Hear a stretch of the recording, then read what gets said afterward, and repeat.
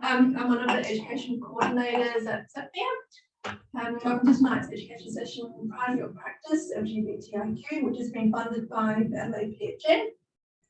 So we might just wait a minute or so just to see if there's anyone else logging in. We've got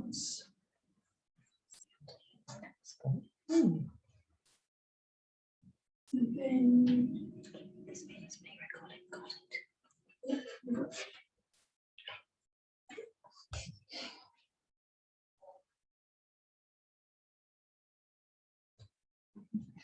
So we might grab that one then.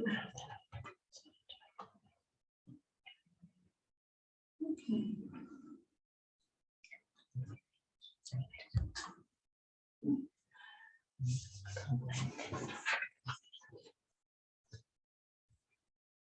Okay, so then we'll get started then. So before we begin, I'd just like to acknowledge the Aboriginal and Torres Strait Islander people as the traditional owners of this country. We pay tribute to their physical and spiritual connection to the land, waters and community, enduring now as it has been throughout time. We pay respect to them, their culture and their elders, past, present and emerging. So just a few housekeeping points before I introduce tonight's speakers. Your microphones will be on mute during the webinar. However, we do encourage you to be involved by submitting comments and questions through the Q&A feature. And then the presenters will stop periodically to ask the questions. At the end of the webinar, there'll be an evaluation form that will pop up. So we encourage you to fill out the form so that we receive the feedback, which will help shape our future events. And then finally, statements of attendance will be sent out electronically after the education session. Now, before I move on, so as this education session is funded by Lgbtiq, I'll just take this opportunity to introduce health pathways. A few slides here. We've got Health Pathways is a free online portal for GPs, nurses and other health professionals. It's a great platform to streamline and increase accessibility to these referral pathways, and more referral pathways are being added on to the website. So on the next slide, we've just got some information about the website and then how to find and register your account. Okay. So, delivering tonight's education session, we have Dr. Amy Moslin, GPN Coordinator of Medical Education at Chem Sex. And then we also have Janice Pope, who works for SAMISH, is that correct? SAMISH is South Australia Mobilisation and Empowerment for Sexual Health, which is a joint program of Shine SA and Thorn Harbour Health. So please welcome Amy and Janice. Thank you very much. Thank you. Do you want to check the chat box? Yes. Audio is not the best. Okay. So I've just had a comment that the audio is not great, so we'll just try and work on that. Audio. It's very hard on our end. We don't know what people can see and hear. Better now. Great. Good. I think it's because I was speaking here. I think so. I think it's okay. The audio is at the main computer. Excellent. So yours should be a lot better. All right, Janice, take it away. All right. So we do like to start these sessions with an introduction, talking about why we're doing them. Why are we all bothering? Why are we bothering? Why are you bothering? So let's have a look at that. Often when we do talk to people about doing this kind of training, they may suggest they don't need it because in their mind they treat everybody the same, so there won't be a problem. And usually I say two things to that. The first one is, actually, I don't believe you do treat everybody the same. Do you have access ramps for wheelchairs and accessible toilets for wheelchairs? Do you provide interpreters? And if you say yes, already you're not treating everybody the same. if you were to treat everybody the same, i.e. you only spoke English, patients could only access conversations in English, and they couldn't access wheelchair accessible facilities, then you would have a very unequal outcome. And for this reason, we already take a range of measures for a range of groups in society to try to ameliorate that and close that gap a bit. So, for example, the examples I gave you. So, with that in mind, the idea is, sorry, Amy, let me just go back a bit because I'm dawdling there. The idea is that if you look at the graphic on the screen, if we treat everybody the same, the first panel shows that there's already inequities that we're all aware of in our society. The second panel shows that if we treat everybody the same by giving them the same box, there is not equality of access, in this case, to the view over the fence. But if we give them according to their needs, so they have equality of access, example in the third panel, then we have equality of outcome. And the fourth panel is the utopia that we're all working towards, which we haven't quite achieved. But the whole idea is we don't treat everybody the same, and we don't want to achieve equity. And another thing we often hear when we do this kind of training is people say, look, I don't really get it. I don't really get that person's gender identity or their pronouns or what's going on. And I think I just like to say to people, don't worry too much about that. Just start from a place of empathy for them as a fellow human being and recognizing their dignity as a fellow human being and respecting their requests around how they be referred to, etc. And usually you don't have to understand people to do those things, but I find that usually when you start doing those things, showing the empathy, then the understanding flows. So you don't need to totally get it. You just have to have goodwill. So why is it important in healthcare? Why is LGBTIQ inclusion specifically important in healthcare as opposed to including other communities? Well, of course, there are your patients and their families. And if we look at some data, and these are from, firstly, the Writing Themselves In Again survey of young queer people that came out this year in Australia, and the 2020 figures are the Private Lives 3 report, which was for slightly older LGBTIQ Australians, which came out last year. And when we look at those studies, we see that almost half of young queer people don't want a service tailored specifically for them. They want to be able to access a mainstream service the same as anybody else, but they want that service to be clued up. They want it to be inclusive in practice. Queer adults in Australia last year, 3/4 of them said they would far more likely access a service accredited as LGBTIQ inclusive than one is not.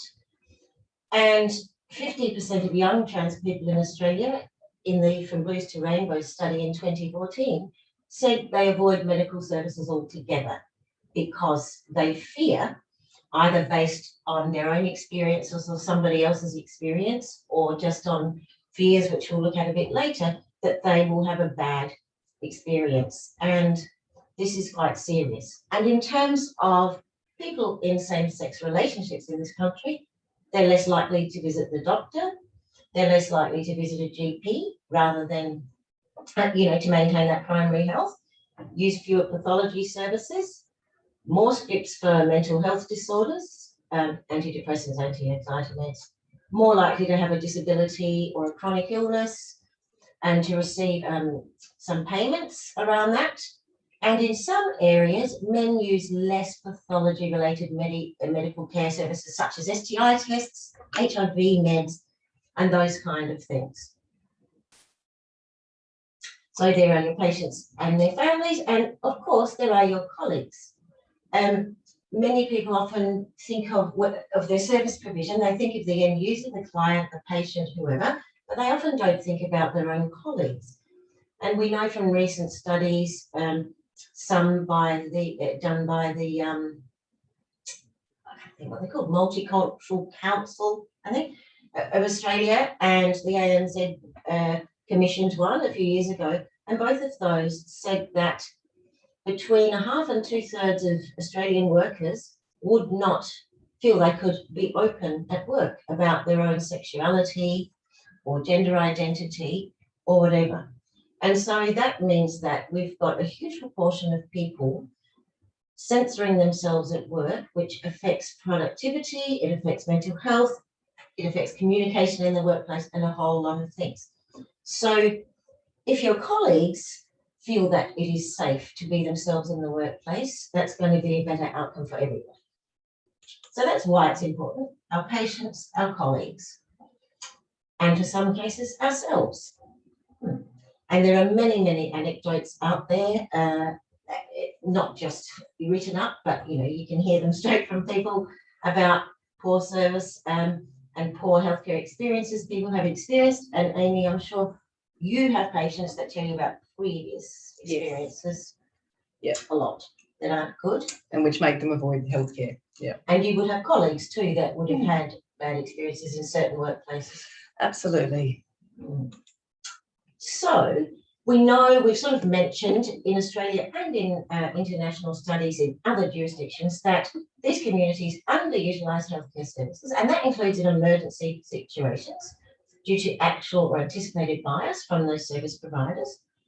There are studies, and we have references in the notes field that are not on the screen at the moment, but there are biases, often they're unexamined and not intentional. We all have our own implicit biases that have been built up over a lifetime of experiences. And I think sometimes over-examined. We've certainly heard stories about people being examined purely because of the curiosity of the health professional towards what their genitalia was and might look like. And particularly trans and intersex people feeling like real freak show exhibits. Oh, you've got respiratory symptoms? Let me see your genitals. I'm being facetious, but it's like unnecessary exploration and curiosity. So when we look at that acronym, which there are so many variants of, and people say, which one's the right one? And the answer, there isn't one. There's no sort of international queer body that sets these things. They just move and shake with the community or the particular use at that time.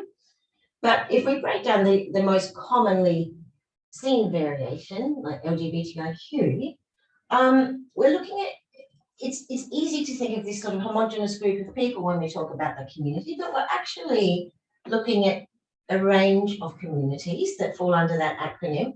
And they sort of more easily break down into three different components. So if we look at the L, the G, and the B, we're talking about people's sexual orientation, who they're attracted to sexually and or romantically. And we'll look a bit further at this in a sec. When we look at the T, we're looking at somebody's gender identity. We all have a sense of our own gender that's internal, that research shows that we've all got that worked out by about age 3. And then the third, then we move along to the I for intersex, and that's looking purely at people's bodies, their anatomy, their physiology, hormones, chromosomes, internal or reproductive organs, external genitalia, and that's nothing, and that's purely biological. And so we're looking at 3 whole different concepts that fall under this LGBTIQ+ umbrella. Sorry. Oh, that's okay.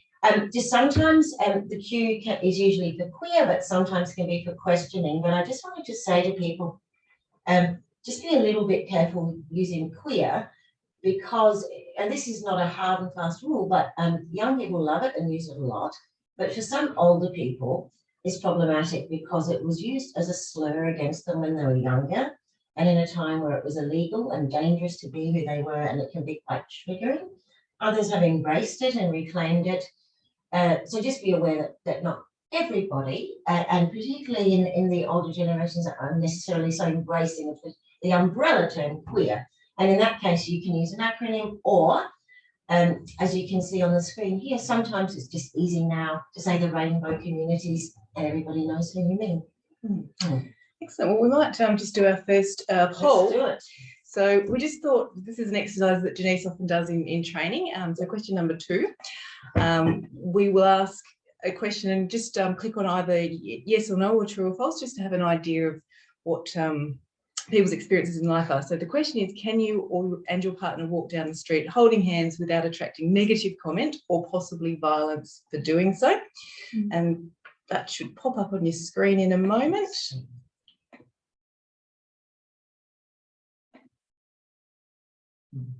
There we go. Oh, there we are. So you should be able to click on either yes or no, and we'll give that a few moments. Wow. Yeah. It's so instantaneous. It is.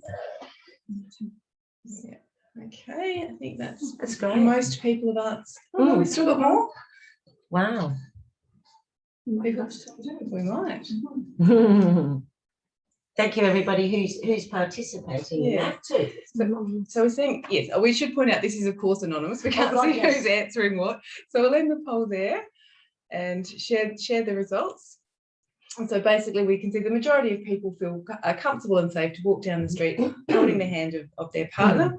And that's generally because they would present potentially as two people of an opposite traditional gender, and that most of the community would support that. Of course, it does depend on where you are. If you're in Sydney on Mardi Gras night, you probably feel a lot more comfortable. But it's a good food for thought. So we'll just stop that now and get rid of that. And then moving on for Janice. So just a little bit further of a dive into looking at who are the communities we're talking about. I mentioned before there's sexual orientation, who we're attracted to, but even that isn't that simple, because that can be split into physically and emotionally. And for some people, it's not the same genders. So for example, when I used to work at the AIDS Council of South Australia, we had a counsellor there who would see married gay men. They identified as heterosexual and they wanted to stay with their wives, but many of them had a physical only attraction to other men. So there was that duality that was a bit split within them. Then we have biological sex. As I mentioned before, our physiology and anatomy. We have a sex assigned at birth based pretty well on a glance at the external genitalia. It's not like we have information about the chromosomes and things at that time. And then, of course, we have gender. As mentioned, everybody has a gender identity, an internal sense of their gender that most of us worked out by age 3. But then there's also how we express that gender. So how we walk and talk and what we wear and the name we use and all those kind of things. And there are different ways that different people express their gender. So there's a lot going on in that acronym. And it's good to know how many people we're talking about. Really, we don't know. But the closest figures we have are around 1 in 10, about 1 in 10 men experience same-sex attraction, and 1 in 5 women. Around 3% of Australians are trans or gender diverse, and we'll look at that distinction, which in terms of numbers is that similar to the Aboriginal population. And then intersex, we don't know for a number of reasons. So that figure is based on mathematical modelling. The most accepted figure academically and in the intersex community is that by Professor Anne Pastor-Sterling, around 1.7%. And to give you an idea of that, it's a small proportion, but in terms of numbers, it's a lot of people. So it's around the same percentage of people in the world with red hair. So that's what we know. Now, we just did our poll, didn't we? Yeah. So as mentioned, sexual orientation is looking at who someone's attracted to. That may be emotional, sexual, both, either.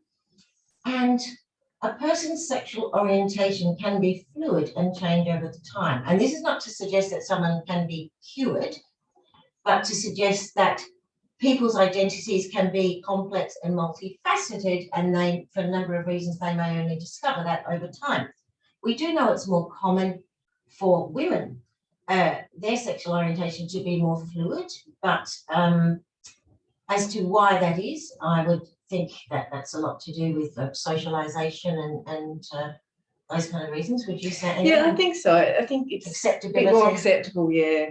And you'll often hear people say it's, I didn't notice their gender when I fell in love, and you often hear that from women, don't you? Yeah. It's interesting.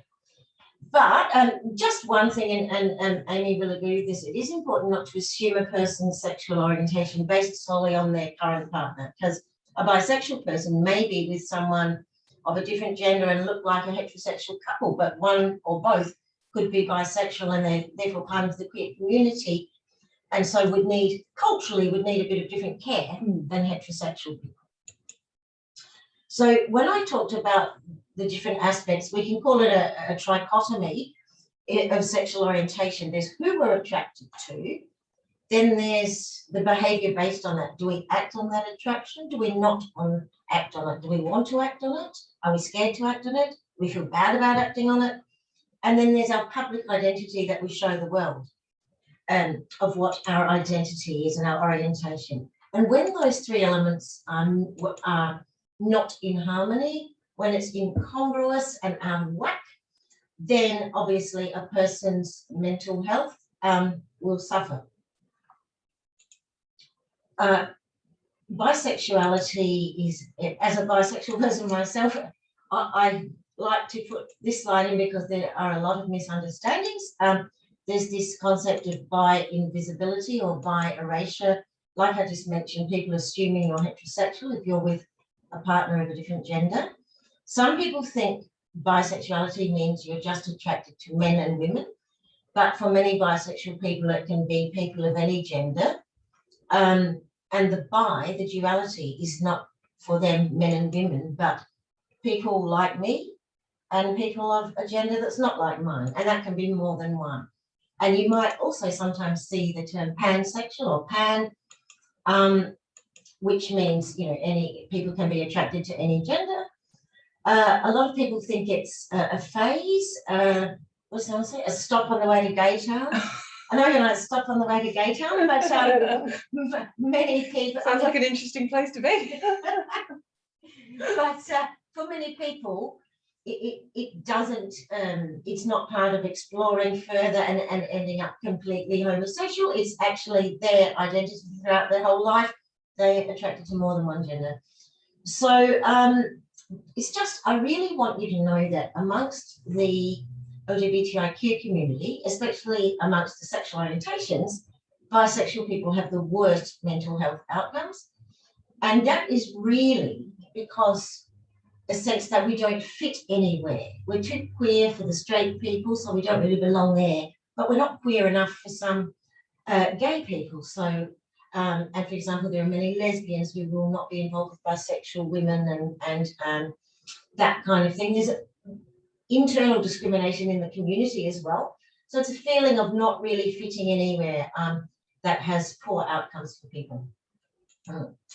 And of course, you might see an A in that acronym sometimes, and that's for asexual, which you'll sometimes see people call themselves aces, and they often complain they're left out of the conversation, and they're people who don't experience sexual attraction.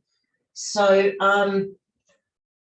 they just say, people forget that there are people who don't experience it. And I guess asexual people really want us to know that that is how they fundamentally are constructed. It's not celibacy or abstinence as a choice. It's not some, repression, aversion, a bad experience, the libido's gone, scared, anything like that. It just isn't there. There is no sexual attraction to other people. They may, however, have sexual relationships because many have partners, families. They may have sex to conceive or occasionally for their partner's sake. And many people have done that who are not asexual. That's not uncommon. They just want you to know they're there and don't forget about them, I think is the main message. Yeah. Do you encounter many asexual patients? Sorry to stop that. Look, I probably do, but I wouldn't necessarily know unless we're specifically talking about, issues they might be having around sex. So it might be someone who has a partner that wants to have sex with them. They might want to talk to me about that and what that might involve. Right. But generally it wouldn't come up in a general consultation. Okay. So again, they sort of fly under the radar. Yeah, because they're not sort of putting their hand up to say, look at me, I'm here, because they're aware that often they'll be discriminated against. And they're not coming for the STI screen. Exactly. So when we talk about sex, our biology, anatomy and physiology, intersex people, when I was growing up, intersex people were called hermaphrodites, and I was shown a grainy old black and white film in science class of a Pacific island. It was all very odd, and there was no sense that there are intersex people still today at around 1.7% of the population, and not only do they feel incredibly invisible, but they've been actively harmed, and often by the medical professions. Talk about that in a sec, but it's people who their anatomy and physiology doesn't match fully male or female, and that may be evident at birth, it's very obvious in the case of, say, ambiguous genitalia, but for many people it's not known until certain points in life. For example, puberty, a period doesn't happen when it's expected. There's been a couple of cases where somebody who thought they were a boy did get a period, and that's rarer though. Or trying to conceive, it might come up, and some people it comes up in an autopsy, and some people it never comes up. So that's why it's hard to estimate. But we know, and there's not one thing, there are a whole lot of what are known as intersex variations, at least 40, and some of them might surprise you. If you look at that list on the screen, people are always absolutely astonished to see hypospadias in there. So I came to Amy and said, help, people are asking me clinical questions about hypospadias, and I don't know. Do you want to? Yeah. So, I mean, just for those who aren't that familiar with the term, hypospadias refers to the fact on a penis when the urethral opening is not at the top of the penis, and it can be anywhere along the shaft. And it's actually relatively common in pediatrics. When it really is an issue with an intersex variation is when you might have a penile sort of bit of skin with a urethral opening that looks like a vagina. And so that person might then end up having surgery to make the penis look more like a vagina. And this was pretty common about, 20, 30 years ago, where the doctors would say, well, you have to pick a gender because and then they're going to have to live the rest of their life like that. And then again, they might get to puberty and develop, male characteristics. So again, this is the active harm where genital surgery on infants basically to make them one or the other gender, or to make them look like the gender their parents believe them to be. And there are a few issues with that. Sometimes it is that it turns out they don't have that gender identity that matches their remodeled body. But other times it's just a matter of they cannot experience sexual pleasure. They have sexual dysfunction, incontinence, even all kinds of things can go wrong. Yeah, and different hormones to what, again, their attempted gender appearance is. So intersex people now are very much involved in activism, and the picture of to the right of the screen is from, I think, 2017. A whole lot of intersex people met in Darlington in Sydney, and they released what's called the Darlington Statement. And you can find that online, you can read it, you can endorse it as an individual or as an organisation. And they're basically saying, this is who we are, this is what our issues are, this is what's happened to us, and this is what we want and how we want you to treat us. And of course, there's a lot around bodily autonomy and consent, because particularly those who were had corrective surgery as infants consider themselves mutilated without consent. And it's quite a big thing. If you're interested in chasing up a recent media article, there was an interview, I think on the ABC, with a little boy called Noah. Did you see that one? Yes, yeah. And he's just 11, and he's speaking out, Australian boy, with his mum and dad about how he had surgery. His mum and dad were told that he had to have it or he wouldn't be able to urinate properly or be a proper boy. He's 11 now, and he wishes he didn't have it. And he and his mum and dad are starting to speak about that. So it's a very young age to be an advocate, but it's a lovely article to have a look at about young Noah. And again, intersex people feel so left out of the conversation, not just the conversation, but our facilities, everything's at toilets, male, female, whatever, change rooms, whatever, that's how the world is divided.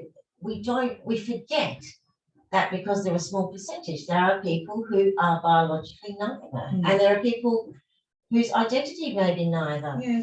And we don't cater for them very well, whether it's our forms, our toilets, what it is. We tend to be very binary, men, women, and we don't carve out a space for people who have bodies or gender identities that are not male or female.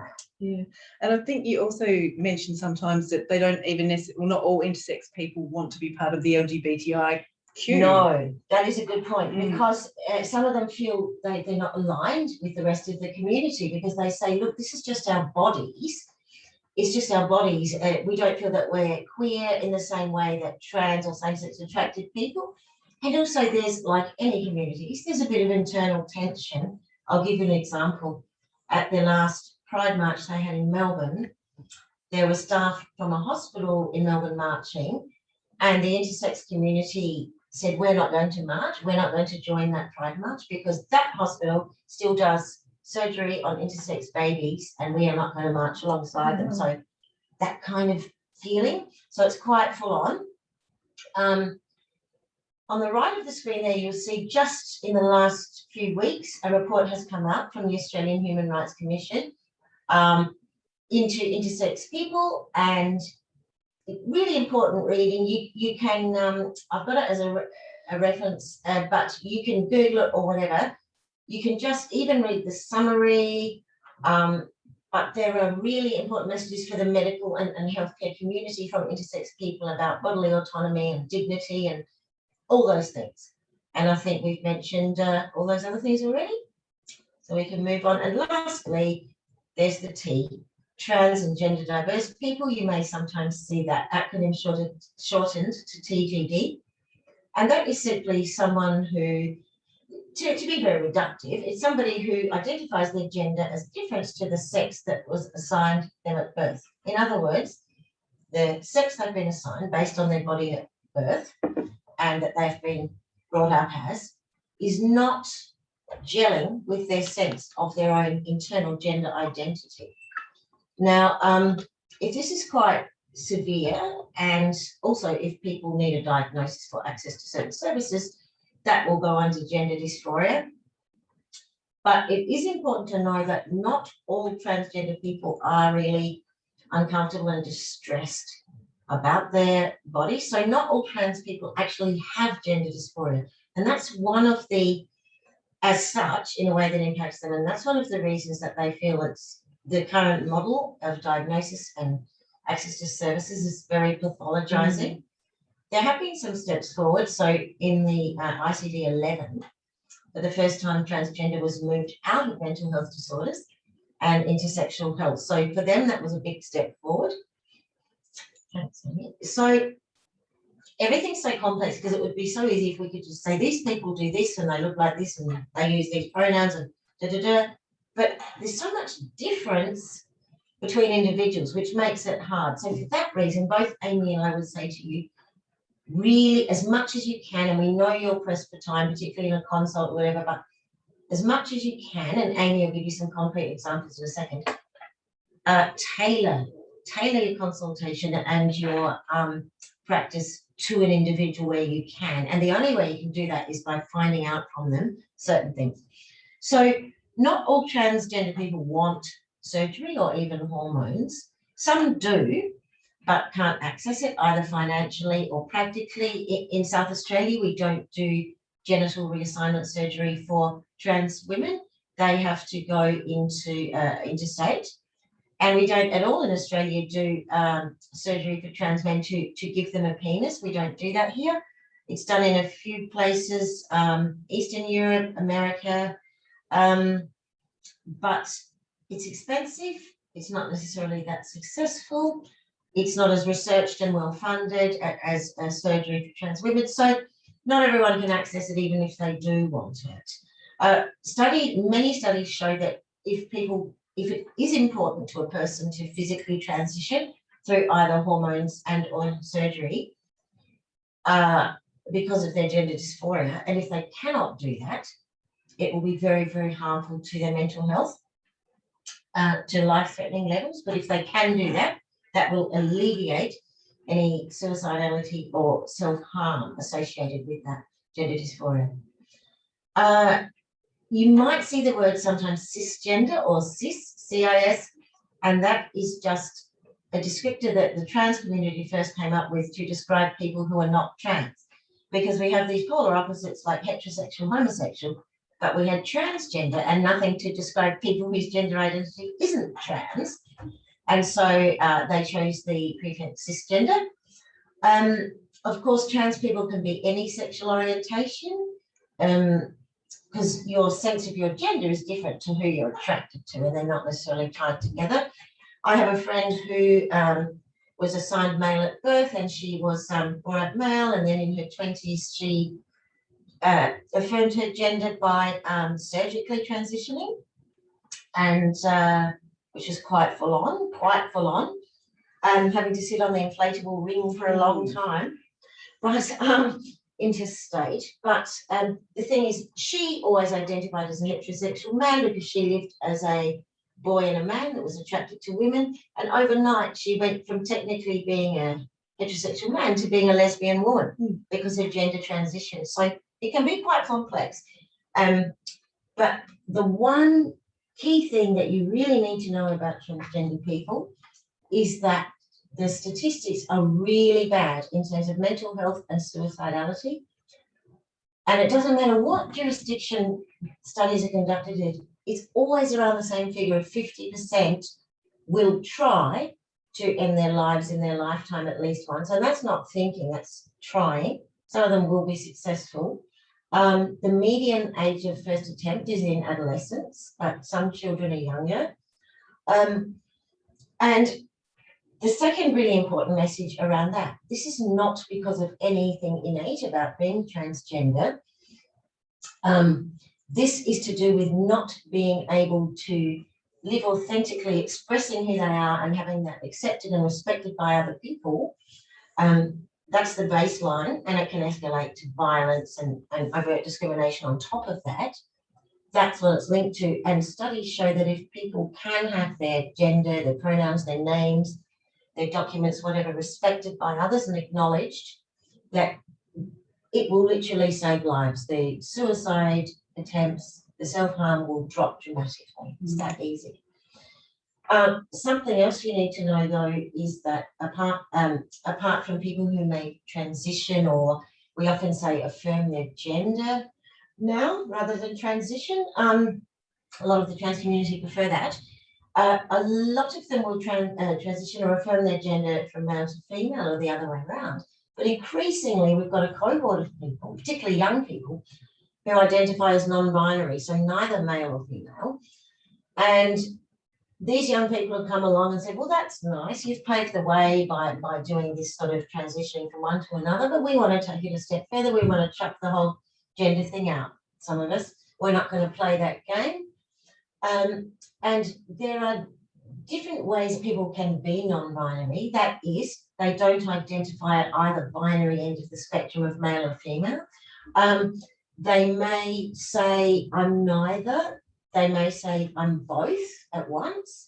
Some people, I used to work with someone who felt like their gender identity was different on different days, and they would turn up at work wearing more feminine or less feminine things depending on how they felt. There are so many different ways, but there are a whole lot of people out there that are not going to do the male-female thing. And we need to know about that, because they're also, they're under this umbrella with trans people and very vulnerable to not getting respectful and culturally safe care. And that means we all have to start learning and practicing a whole new language and concept around gender when we've all grown up with everybody's male and female. So one thing I wanted to say, that some of you may have recently seen this fantastic episode of Australian Story. If not, have a look, it's very recent. And it's about the paediatrician Michelle Telfer from Melbourne, who is extremely respected physician at the gender clinic there at the Royal Children's Hospital. And there's been such a pushback politically in some cases against trans people, with the idea that it's part of some agenda to destroy society or something, rather than people just trying to live their lives and stay alive. And the Australian newspaper really ran with that, one reporter in particular, and he obsessively wrote, and I wasn't saying that, almost 50 articles over 10 months about her, and how she was irresponsible, treating children, this kind of thing, and completely harassed her. And she just thought, rightio, no, not having it. And she put in a complaint to the press watchdog, and they found that, in fact, they had been unfair and had caused her distress, and no health practitioner should be harassed by the media for going about their job in an ethical way with the respect of their peers and the respect of their patients, performing legal approved procedures only. I think children are a red button thing, Amy, because there are a lot of myths out there, and there's a big one is that we're giving children gender reassignment surgery. And we don't do that here. And if you look at the WPATH guidelines, which are the World, I can't remember what it's called. Anyway, Association for Transgender Healthcare basically have a series of care guidelines that you can find on the web. And it is not considered acceptable, maybe in some very extreme, rare medical or psychiatric instances, to perform gender reassignment surgery on children. In fact, it's not considered ethical to do anything irreversible on children. No. In terms of their gender. However, neither is it ethical if we know that when a trans child approaches puberty, that's a really big red flag for suicide and self-harm, because then their body's changing at a rapid rate. They've got no control over it. It's changing in a way that is making them more dysphoric, because it's aligning even less with their gender identity. So for some kids, they become suicidal, and for that reason, and to prevent that, depending on the child, some children are prescribed by the likes of Michelle Tapper puberty blockers, which are hormones which are completely reversible, but they will delay puberty until such time as the child is either old enough to make their own decision as an adult, or have surgery, or whatever they've come to at that point. But it's just pushing away that decision while they're too young to make it regarding future treatment, and it's totally reversible. Yes, and I think that's also the other myth, is that lots of trans children change their mind when in fact they don't, but they can, because they have been given something that will be reversible should they decide to not transition. And actually the numbers of people, children or adults, who detransition is very small. Those people are often dragged out by people with an agenda, but it's very small. As I mentioned before, using chosen names or pronouns does save people's lives. This study from the University of Texas a few years ago found that when we, young people, teenagers and young people between 15 and 21, those who were able to use their chosen names and pronouns that go along with that in settings like school, uni, work, or at home with their families, when the people around them in their everyday lives respected their gender identity by that little thing of using their name and the pronoun, there was a quantifiable decrease in suicide attempts, 65%, compared to those who weren't. And the symptoms of depression, apart from suicide attempts, their depressive symptoms were 71% less severe. So it's such a small thing to do that actually doesn't cost us anything, but can literally save lives. So I think that's the message that Amy and I would have, that you only need to make the smallest changes, and it's a matter of getting used to them and feeling comfortable often. And it can make an incredible world of difference to people. And you may be the first healthcare practitioner or service provider anywhere that has respected them, or who they've trusted enough to tell. It's a really big thing. Speaking of comfort, many non-binary people use they rather than he or she as their pronoun, the singular they. And a lot of people object to that. And some people say, well, I'm not going to use that because it's grammatically incorrect. The first thing I say, actually, it's not. We've had a singular they since Shakespeare's time. And in fact, we use it all the time. There's a backpack over there on a chair, which you can't see. But when we're closing up this evening, I might say, oh, is that your backpack? No, Amy? No. Well, someone's left their backpack here. I don't know whose it is. They might be missing it. I'm using they, but you don't think I'm talking about multiple people. You know I'm talking about one. It's just that because we don't know their gender, we use they. Where we have trouble, I think, is when the person's in front of us, where we think we know their gender or where we've previously known them as a certain gender, and we're not used to doing that. And my big message is that it's like anything, like learning a foreign language, learning a musical instrument. It's just practice and practice, even with your colleagues. You can do little role plays until you become comfortable. And it's just really about getting comfortable. And you will, excuse me, sometimes slip up. If you do that, just say, sorry, correct yourself and move on. And don't make a big deal out of it. That's the message from people. It's less harmful if you're just able to acknowledge your mistake and move on. But people will appreciate that you are trying, even if you slip up. The fact that you may be the first person who's respected them enough to do that, and they will know if you're trying or not. So some people feel so tense because they're terrified of making a mistake, I think. Yeah. Scared to see trans patients for that reason. Yeah, and I did that recently. I was actually introducing a guest speaker where I had known them previously and said she, and then as I was reading their bio, I saw that they had put they, and so I just immediately switched to they, didn't stop and say, oh God, sorry, I'm really, really sorry, just moved on. And yeah. And the main reason for that is that people say, misgendering, even if it's done accidentally, is harmful, particularly when it happens a lot. There's a cumulative impact. So for you then to get really upset and say, oh my God, I'm so sorry, I didn't mean it, I'm not that kind of person, I'm totally on your side, I absolutely, and make a big drama. The person says, first you've misgendered me and then I have to end up comforting you because you've made it about yourself. So that's the tip they give us. And I've done it too. I've done it to people I know well, and you just quickly want the world to open, the floor to open up, but you've just got to push on. Yeah. So I think we were going to stop and do another brief poll there. So this is question number 3. Is give Denise a moment break. Have you ever cancelled or cut short plans as they would involve you using a public toilet? So again, yes or no, if you avoided going out because you might have to use a public toilet. And again, completely anonymous. Yes, we don't know. Okay. Wow. I love watching this. Yeah, it's like live action. Yeah, it's so exciting.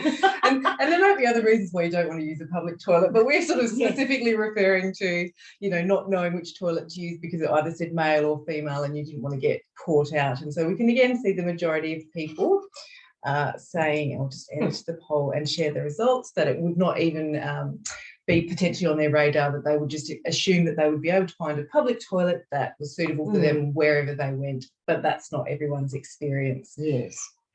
And that would be heightened if you had continence issues or something. Absolutely, yeah. Yeah, that's really interesting. So only one person, in fact. Yeah. So that's great to know. Thanks for answering that. Just to start finishing off this section. So sometimes we forget that sex and gender are distinct, and we kind of think it's all the one thing, and children are born a certain way. But gender roles are actually social constructs. They change through time, they change in different societies, and they're just social norms that are around at that time. So there have been times in history, you can look at some of the Renaissance kings and things wearing high heels. You wouldn't see men wearing high heels down Hindley Street unless they were drag queens or, a bucks night or something, because it's not considered masculine now, they're considered women's.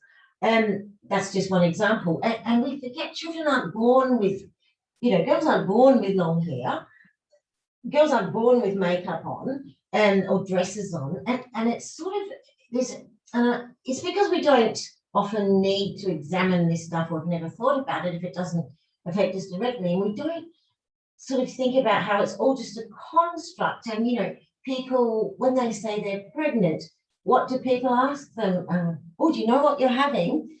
And I always want to say, an alligator, a person, but it's, of course, they're asking about the gender. And as soon as you can tell them, they'll whip out the needles and knit the pink thing or the blue thing. This starts before they're born. And if you look at those bottom on the screen those baby suits. One says big trouble in a little body, the other says born to shop. So we're giving them these very gendered messages when they can't do anything to lie there. They can barely they can't even focus.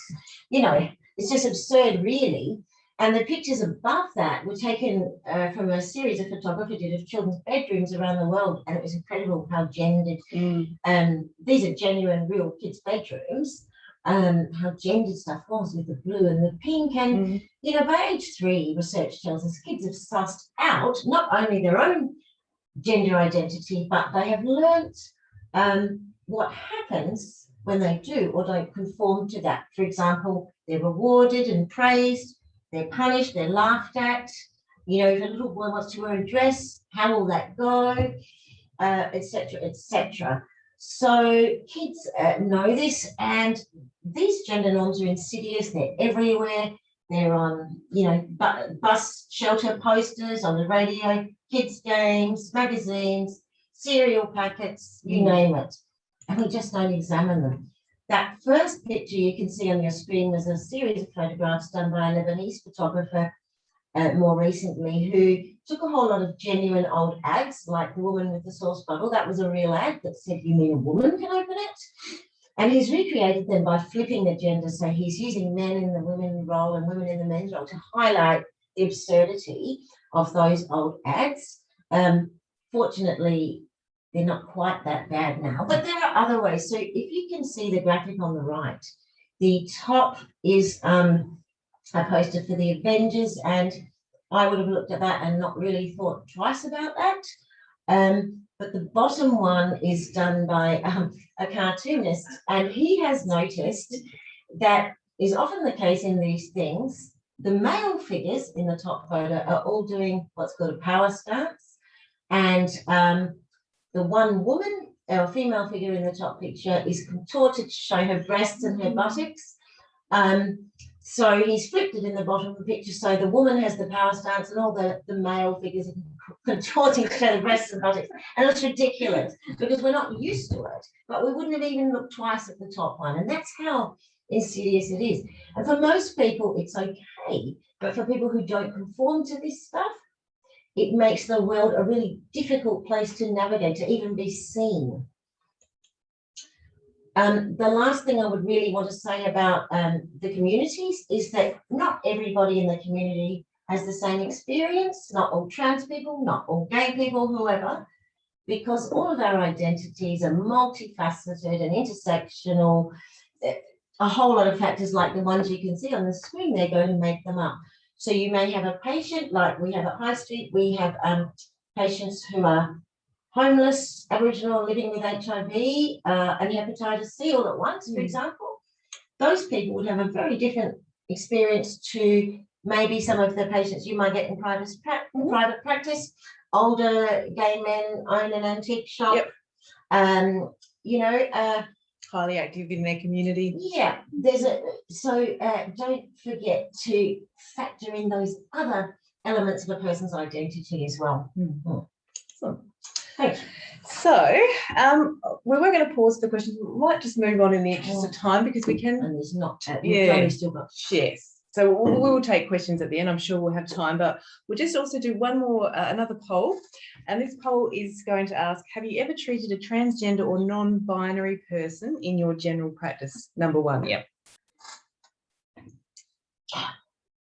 And so again, we'll give you a few moments to answer that. And so a few people saying no, a few people saying yes. Okay, that's great. Excellent. Wow. Yeah. Wow. Yes. That's so cool. I'm just going to share the result.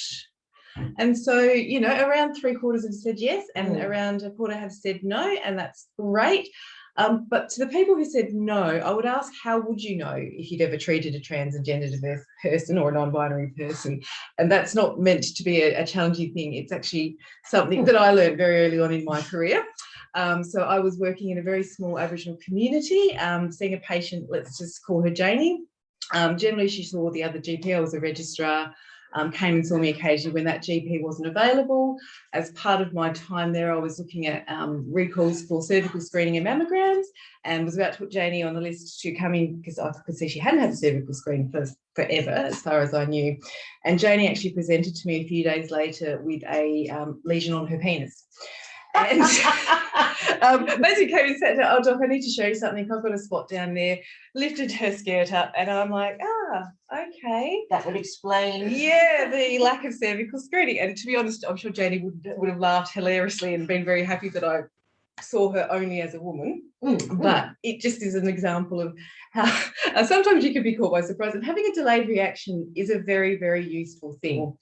So, you know, basically gave me a moment to just think, okay, let's just keep going with this. Oh, yes, and it just turned out to be a little walk. So that was all good. Now, I'm just going to sort of talk briefly about talking about sex and taking a sexual history. And I want to be clear, talking about inclusive practice and trans and gender diverse people and LGBTIQ people isn't all about sex, but often that's the context in which it comes up. So often, again, you can be providing care to someone who presents in a certain way. You may or may not know you're just providing their normal health care, blood pressure medication, you know, preventive health checks, sore knee. And of course, there's a thing called the trans broken leg thing, where someone comes in with a broken leg and the doctor finds out they're trans and says, well, let's talk about your trans issues. No, I've got a broken leg. I want to talk about my broken leg. But again, often, you know, in the work that I do at Shine SA, it's a lot of sexual health screening, and that's often the context where people have to disclose when they may or may not necessarily want to. And that's often why they come to Shine SA, because they know we do this all the time. And so again, you know, talking to your patients about sex, there isn't appropriate times. And I always say a good sexual health history starts at the front door. All of the staff members have to be on board. So from your receptionist, you can't have receptionists who treat people differently because they may be obviously, you know, gender diverse in the way that they present, or, you know, come in with their same-sex partner. It's really useful to have things like posters and stickers in your waiting room. Now, these are some Shine SA ones from, I think, one of the Feast festivals or Pride March. And we have lots and lots of big posters like that all over our waiting room. That's fantastic. But if you, for example, work in a more conservative practice, you might just want a small little rainbow flag in the pot that your pens sit in, or a little rainbow sticker on the side of the computer, or a little unicorn. And we don't know why unicorns have become adopted as the LGBTI symbol, but people do sort of, I guess it's the rainbow in their mane and tail, that sort of thing. So as soon as people see that, they immediately feel like this might be a more welcoming practice for them to be in, and they're more likely to want to talk to you about it or raise the question. Now, this is this one may or may not be slightly old, but this is the form that people fill out at Shine for new patients, and you can see, I think you can see my little scroll up there. So I've got the name on the Medicare card, because you can change your name legally, but then you have to change it on your Medicare card, and often there's a gap between people doing that. And so we've just had an instance where a patient presented to a pathology collection service for blood tests, and their name on their Medicare card was different to the name on the form because we use their preferred name, and the person wouldn't take their blood. And we've actually reported that to ClinPath, and it's been mediated. But again, you find examples of that kind of discrimination all over the place. Chosen name as well, as Janine said, it makes people feel much better about themselves. It's such a small thing to do. It's actually not that uncommon either. I mean, I've got lots of patients who have a name that is different, like it's not an anglicised name because of where they were born or their ethnicity, and they find it easier to go by an anglicised name, and, you know, no one would question that and insist on calling them by their other name. Yeah. So we also, you know, allow people can have a title if they want, pronouns, gender identity. Is your gender identity different to the sex you were assigned at birth? Is a better way of saying what was your birth sex, or what is do you have an intersex variation? And so all of this stuff will then be inputted in by our medical administration officers, and we get handed a CHIS form at every consult, and they handwrite the preferred name on there if it's not already in their file, so that we know from the minute we go out to the waiting room, we don't call what's sometimes referred to as the dead name, which is the name given at birth. And I find these really useful and they help me to not put my foot in it. Now, it's very hard sometimes with practice software. So this is my old software when I was using Medical Director. And what you can see, and these are test patients, of course, you probably recognise John and Beryl Citizen if you've worked with any practice software. So John Citizen has his gender entered as male at birth. And what we can see down the bottom tab is that there's, nothing too serious there. But if John was, trans male and we entered his gender identity as male, we would not be able to enter his cervical screening history because there's no tab. So if you look up the top, when someone's got their gender identity as female, you immediately open up their cervical screening and obstetric history. And you need access to these to be able to input things and check things and again, appropriately manage your patients. And so sometimes we just leave it blank, but then that's also, could cause difficulty in terms of pathology forms and things like that when you're trying to look at a gender assigned at birth reference range. So I'm now using best practice and it's much, much better. And you can see up the top there, it says birth sex, that's fine. And we often fill that and we don't put the gender if they don't want to put anything on their form. And that's not required because I don't really need to know that from a medical perspective. And I will treat them as the person in front of me that they present as because that's how they wish to be seen. Pronouns, again, is a great place to put them if people have identified them. And I couldn't change it because Beryl Jane Citizen is a fake patient and doesn't have a Medicare number and it wouldn't allow me to save any changes in this box. But if I put Beryl Jane Citizen birth name, I could have also put a preferred name, say Bob, for example. The other thing that I find useful to prompt me, because I see thousands of patients every year and I can't remember everything about everyone, there always is a comment section which will not ever be printed off on a medical summary. So I've put TGD here in Beryl/Bob's file, and that will not come up if I print off a referral, for example, or a health summary, but it will prompt me to, I remember this patient, must make sure, again, to think about what language I use with them. Yeah. Because that's just trans and gender diverse, if anyone's forgotten the TGD acronym. And if anyone doesn't know what it is, that's fine. Beryl/Bob is probably not seeing them for anything to do with their genitals. So again, it's not always relevant. Now, why is medicine gendered? It is, and you can't get away from it. There's a number of reasons we have to consider. Epidemiology. So when I was taught in medical school, again, it's like what pattern of disease, pattern recognition do you need? So, for example, thyroid disease is 3 times more common in people with a vagina than people with a penis. So I do perhaps, from a diagnostic point of view, need to know who I should be screening for in that instance. And then we'd also, as I said, pattern recognition. Bob, the 45-year-old truck driver with chest pain, I'm immediately thinking angina. Say it's a 45-year-old woman, I'm less likely to jump straight to that thing. I might think about something like costochondritis, for example. I'd still be looking for heart disease and so on, excluding that. But you make certain assumptions. We're also taught in medical school, at least I was, you do the case presentation. So you go around, you interview your patients, and then you all front up to your senior doctor in your white coat and all very humble. And this is this is Bob, a 45-year-old accountant who lives in Burnside with his wife, Cheryl. And that was literally how we did it. And you got in trouble if you didn't. And, again, there was some truth to that. Okay, so an accountant from Burnside, we already know is a white-collar person, less likely to have certain things. And, other suburbs, you might think, okay, lower socioeconomic status, I need to think about other things there.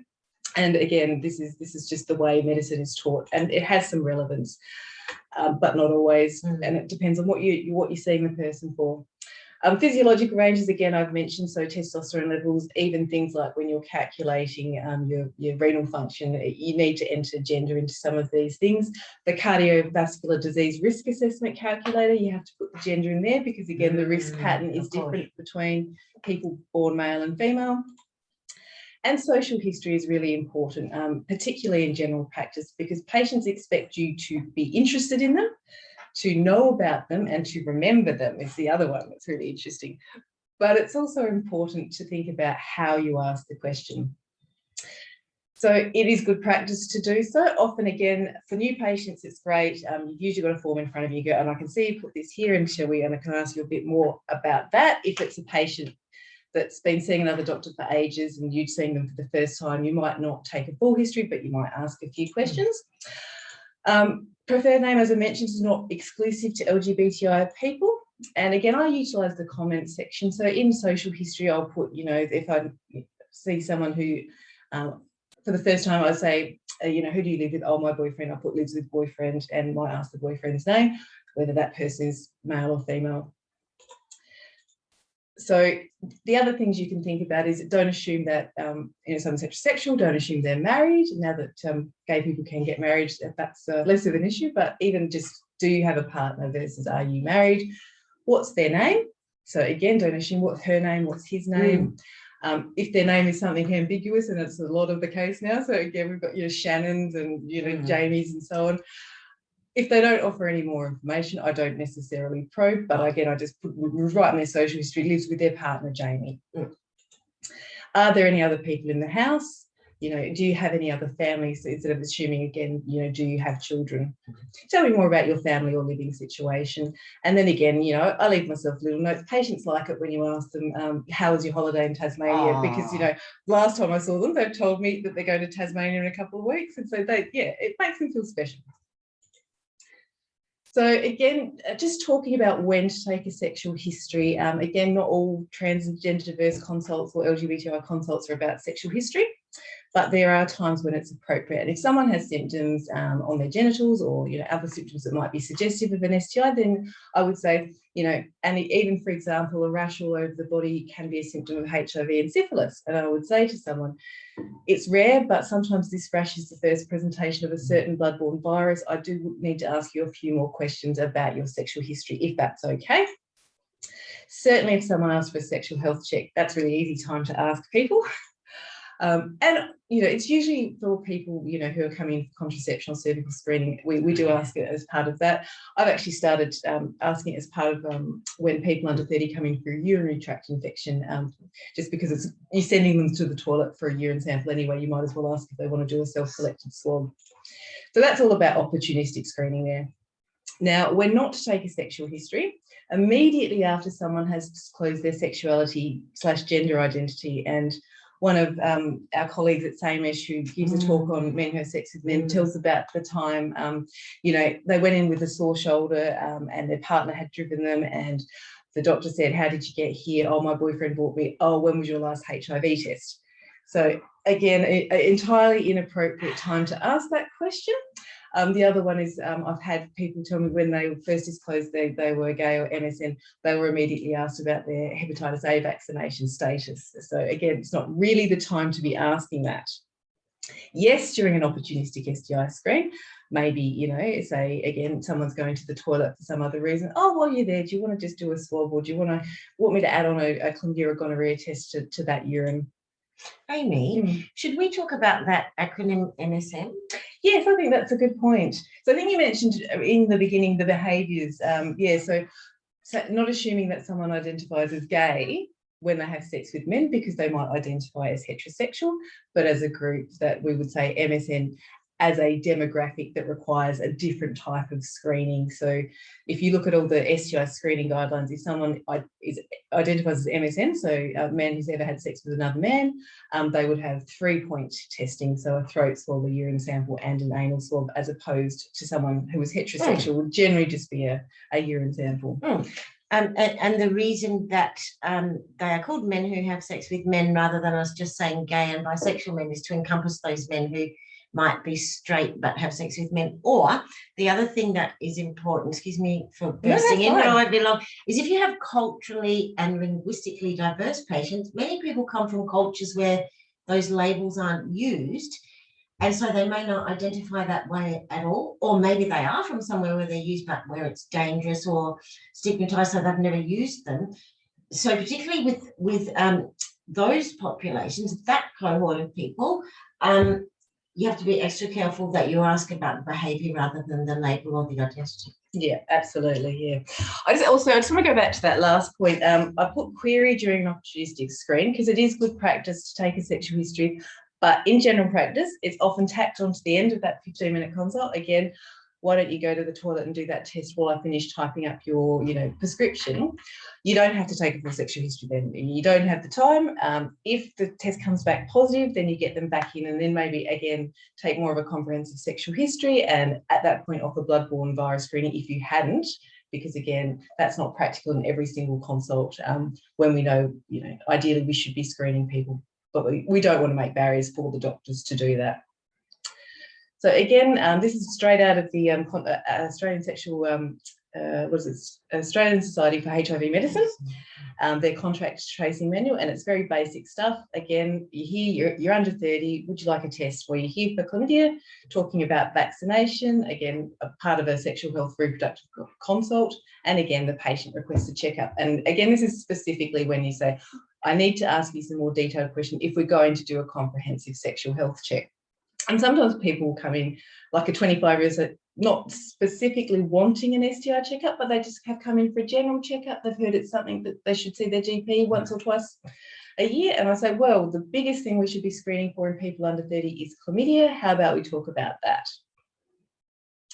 So again, just you're asking permission by explaining why. So you don't just say, I'm going to ask you some questions about your sex life. I say, I'd like to ask you some questions so I can decide what tests to do. I need to know what kind of sex and what goes in where. And then I know what swabs and so on to take. Asking about when was the last time you had sex. We're usually only interested in partners in the last 3 months. But again, who have you been having sex with? Can you tell me more about them?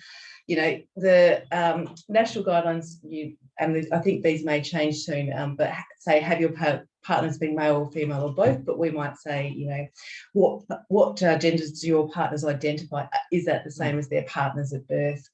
And again, how did you have sex? Was it vaginal sex, oral sex, anal sex? Did you use a condom? Again, not assuming people have regular partners all the time. So how many partners in the last few months? Were they regular, occasional, or both? Have you ever been diagnosed with or thought you had an STI? Is there anything else that is worrying you? Is a key question, because often it turns out they've either got a symptom or they've just found out someone they've had sex with has tested positive for chlamydia. And that's also important information.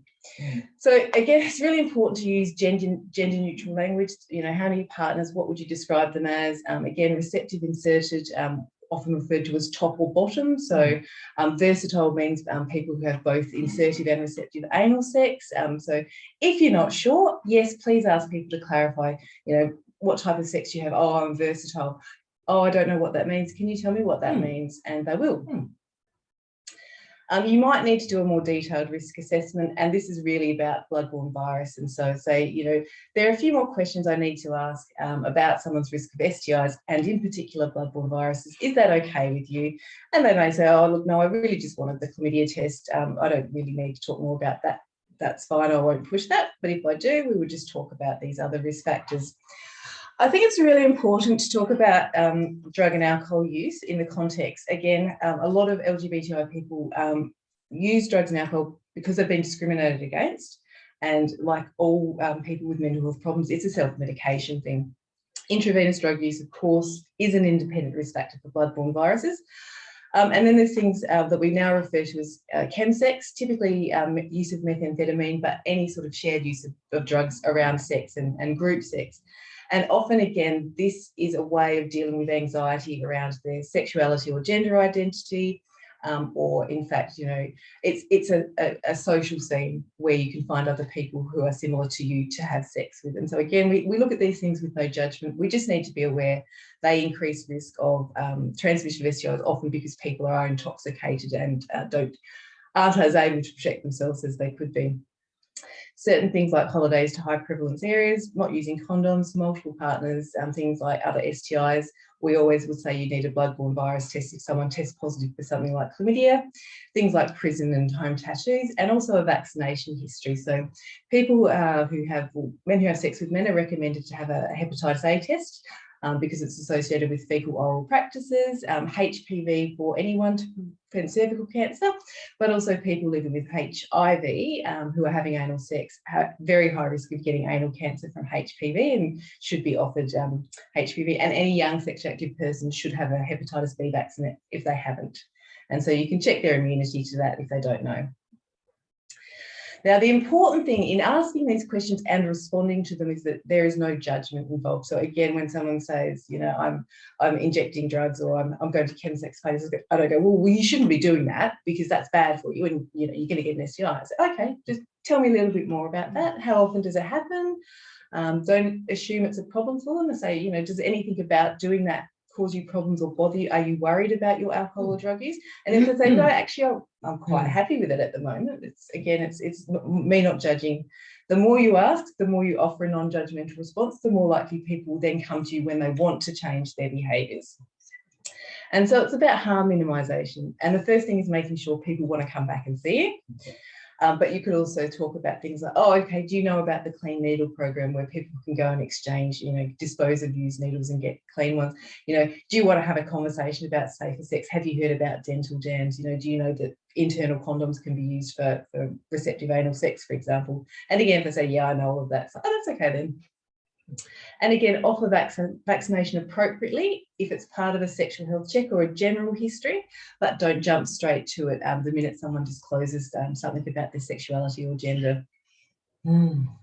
Really important to know about consent, and this is just a quick slide to say that you need to let people know what you're testing for, what swabs you're doing, how you get results, what a positive result will mean. So they need to know that they need to come back for treatment, but that we'll also need to talk to them about contact tracing and partner testing and treating, about notification to CDC, which is just about collecting statistics, and I'm always very clear to people about that. Recall systems and follow-up, but also just really be aware you cannot add an STI test to another sample without someone's consent. So, you know, in the past, there's been practice of people say, oh, I forgot to ask about, I'll just add on their HIV test to their other bloods. That's actually illegal. It's not allowed, and it's the same for a urine sample. If someone's giving you a urine sample for something else, you can't just add on a chlamydia or gonorrhea after they're left because you forgot to ask about it. And so I'll just move on. Just in the cervical screening, we'll just ask, yes, we'll go to a poll. So question number 4. So do you feel confident you can try on clothes in a shop changing room without being laughed at or asked to leave? And so again, this is just a straightforward yes or no answer. This is also to make sure you're all still awake out there. we have no idea. Yes. Yes, they're alive. Okay, so about 15 answers. So ending the poll and sharing the results. So around 80% said yes, and around 20% said no. So again, it's just about, you know, someone might walk in, and you often hear people say, well, you can't let people of the other gender into the ladies' change rooms or things. And so someone who walks in who, you know, might feel that they'd be discriminated against, basically. So there we go. Now, cervical screening. So I'm going to move on to some very specific clinical issues if you are seeing people of different sexualities and trans and gender diverse people, and you know, some scenarios that are actually unusual. So often people say, do lesbians need pap smears? And I would say not just lesbians, but non-binary people with cervixes. And I've actually been in a training session with a clinician who, when the person disclosed who was female and had a female partner, the person said, oh, well, you don't need a pap smear there. And it was just an automatic reaction from that person based on assumption. It was not meant in any way to be mean, but I said, just actually, can we just dial that back a bit? So first question is, do people, you know, same-sex attracted women, have they only ever had sex with other women? Definitely not. And again, the fluidity of people's nature, the fact that their current partner is the same sex doesn't mean their previous partners were. And then when it comes down to it, it's all about what you define as sexual contact. So if a person that never had any sexual contact, the risk of developing cervical cancer is small. We can't say it's impossible, but it's probably around the realm of less than 0.1% in terms of exposure to HPV. But if there's any sexual contact of any kind, there is a risk of developing cervical cancer. And that's, you know, female genital sex, either direct contact, digital penetration, oral sex, cuts, abrasions, shared use of sex toys, fingering, for example. And both the client and the clinician can assume that that person doesn't need to have any screening, and that person will lose out on that.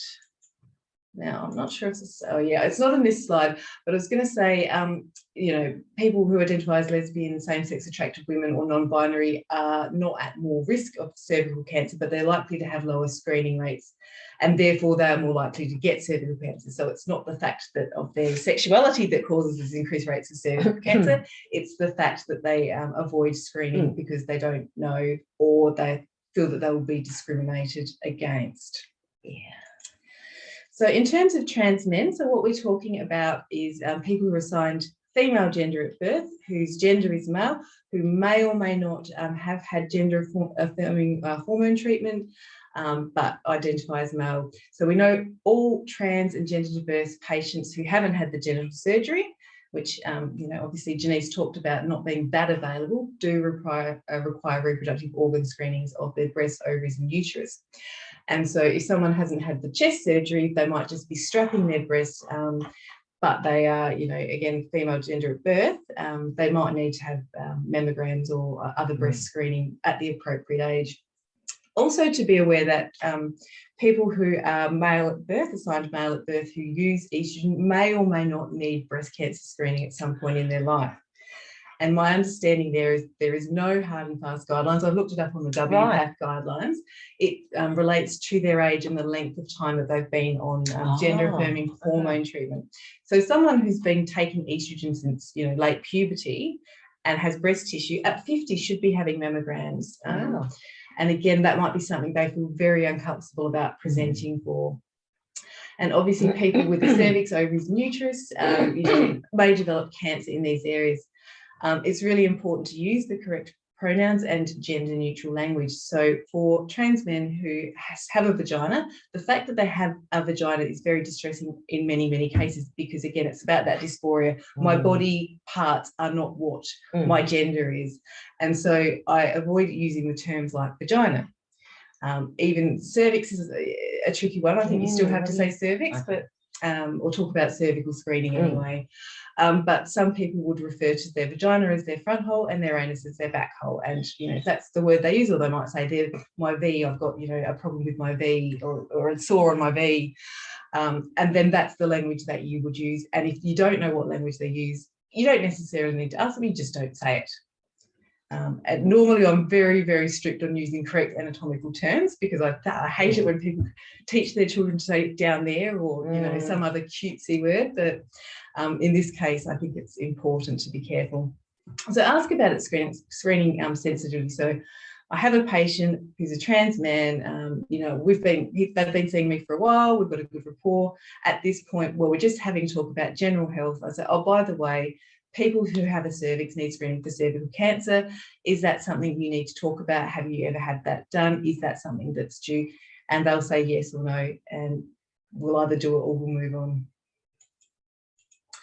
It is important to be aware that testosterone treatment causes dryness and thinning of the tissue of the vulva and vagina, which increases discomfort in intensity around similar to people who are post-menopause, because basically you're getting rid of all the estrogen out of their system.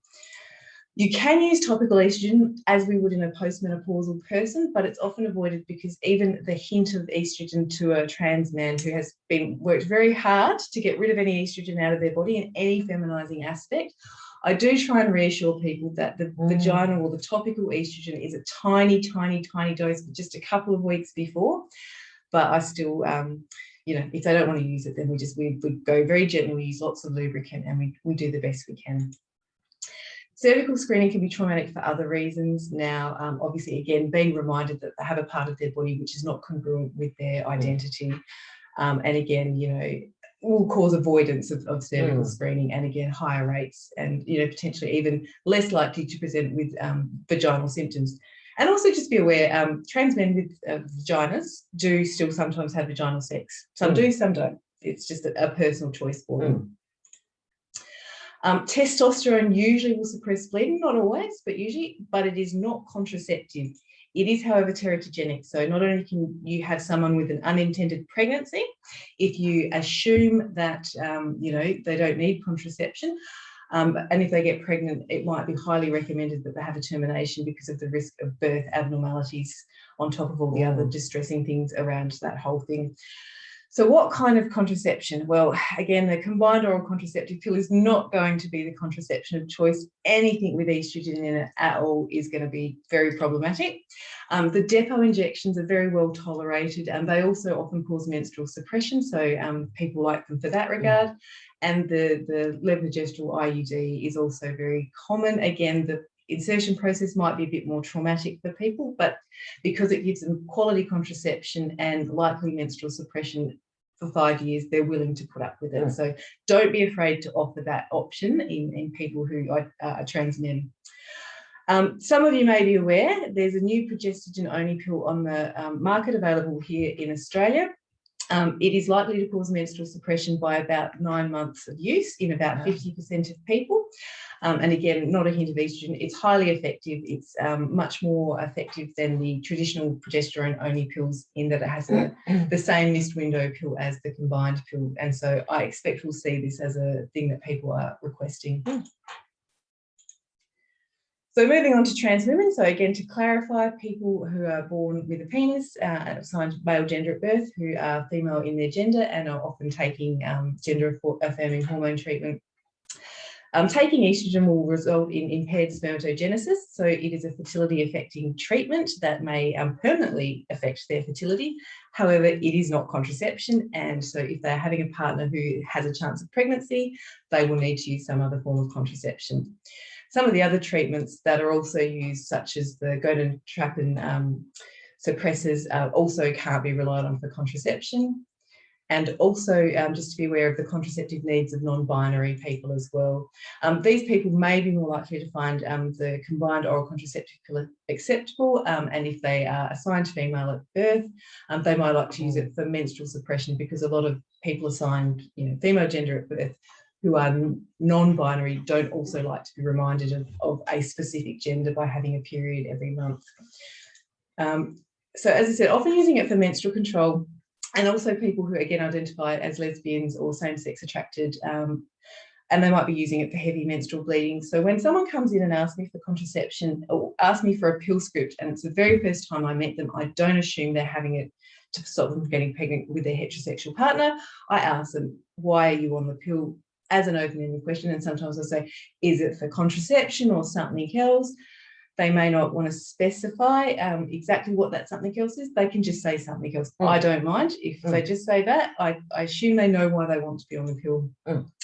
And people with intersex variations may actually need it as hormone treatment. So again, if they have no natural ovaries or no natural hormone production, they might need it to basically not be menopausal from the age of puberty, if that makes sense. And again, you don't want to make someone out themselves to you as an intersex person unless they want to.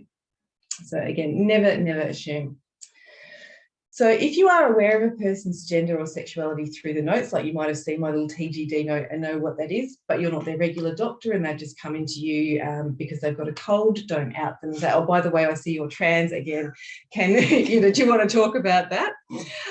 It most likely won't be relevant to the particular consultation because they'll have a doctor that they see for that sort of thing. If you don't do that and you've built rapport, most likely at some point they will talk to you about it, and it'll come out just like, oh, and by the way, I'm trans, don't you, doctor? I go, oh, I'd seen something in the notes about that, but I didn't really want to pry. And I had a patient who his previous GP retired, presents as male, was coming in for his mental health care plan and reviews with a little letter from his psychologist, and all it would ever say was, please see such and such for a care plan for gender identity. And I just go, okay. No, I didn't say anything. I do, as part of your care plan, you've got to do your mood score. I say, well, we have to do this every time. You just have to fill out your DAS-21 score or your K10. You're still happy seeing your psychologist? Do you think it's helping? Yes. All right, here's your care plan. See you later. After about 3 years of that, this person just said the same thing to me. Oh, by the way, you know what this care plan's for? And I said, oh, yeah, it's about your gender identity. I thought you'd tell me about it when you wanted to. And I said, yeah, okay. And I talked to a bit more about it, and since then we've had a number of consults where it just we just talk about it a little bit more each time. Okay. So, at the initial one, I said, obviously you're happy with your psychologist, just so you know, I work for an organisation that runs support groups for people with transgender diversity. And they said, no, that's fine. And then the next time they came in and said, actually, can we talk a little bit more about those support groups and what would that be involved? And then since then, I've also been able to do some preventive health checks, because previously, anything I offered additional to the care plan was like, no, I'm fine. And now we've done, blood pressures and cholesterol readings. And again, it's just been a really nice building of rapport. And that patient knows they can talk to me about their trans status or not, depending on what they want to talk about on the day. And I'm never going to raise it out of the context of them bringing it up. So be mindful. Again, this is just some key points right at the end before Janice does a bit of a recap, and I think we're running okay for time. Okay. Yeah.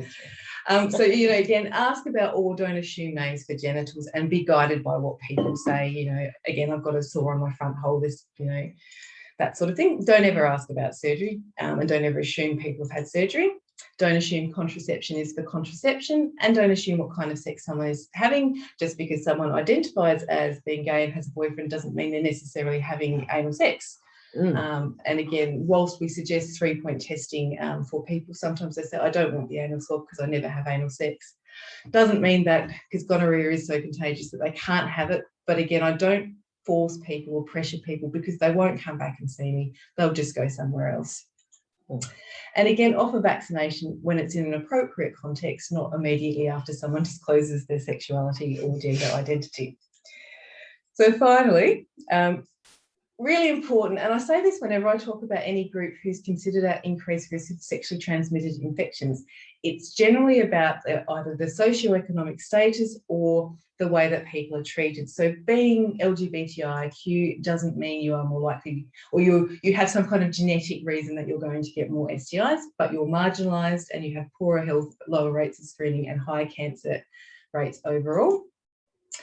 Just also be aware that you may be someone's first opportunity to discuss their sexual health concerns, and you may also be their last if you don't do it right.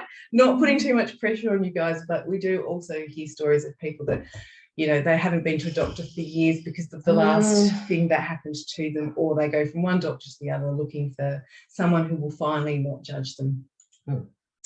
No one gets it right all of the time. Just apologise and move on. And I will stop there. And I would add, we all do judge people. We can't help it, and sometimes it's instantaneous, but I would just encourage you to just not say it or show it on your face if you can possibly help it. I have a colleague who's a gay man. He presented to a hospital emergency department for assessment for post-exposure prophylaxis for HIV, and it was quite a traumatic process that I don't have time to go into now, but one of the things was the doctor said to him, well, if you'd had normal sex with a woman, you wouldn't be here. Like, if you think that, keep it in your head. That would be my... Yeah. And well, look, just on that point as well, we've heard stories. So post-exposure prophylaxis is an emergency. It's most effective within 72, or it's not effective. I think you said PEP.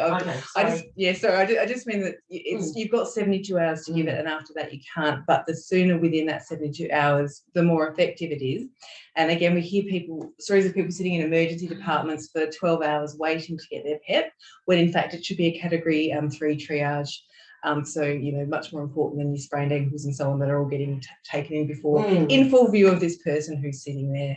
And you are not surprised when people say, sometimes I just gave up and went home. And often I will direct people to the PEP hotline first, which is a national 24/7 service where someone's triaged by a nurse, because the amount of time someone's turned up in an ED, and we know EDs don't have consistent staffing, and someone says, we don't have that here, never heard of PEP or something, whereas if they ring that PEP hotline, they'll be triaged by a nurse who knows exactly. So that's a good starting point, even if they then later present to an ED after they've been assessed. Anyway, so just to reiterate what Amy said, and again, I have references for all of this, but there are particular physical and mental health consequences that the impact of discrimination or alienation has upon LGBTIQ people, their mental and their physical health. So we've talked about mental health, self-harm and suicide, and we could talk for 2 hours about that.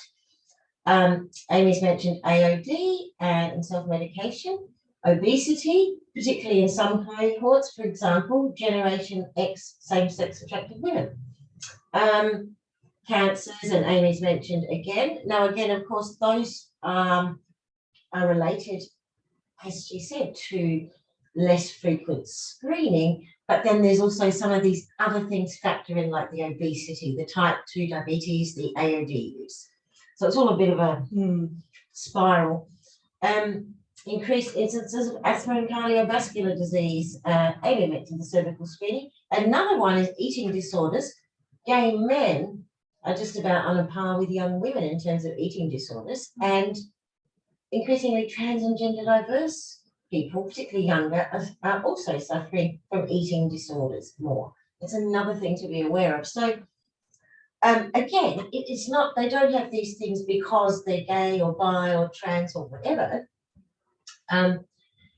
It's to do with living in a world that may not fully accept you. And we just use that expression minority stress, which isn't exclusive to LGBTIQ people. It can be people of in any racial minority in a society, people with a disability, anyone who's stigmatized, discriminated against, or left out of a conversation. But I think the key thing to be aware there is that if somebody misgenders somebody or assumes the gender of their partner wrong or something, in itself, it might seem not like a big deal, or maybe someone comes out into the waiting room and uses the wrong name.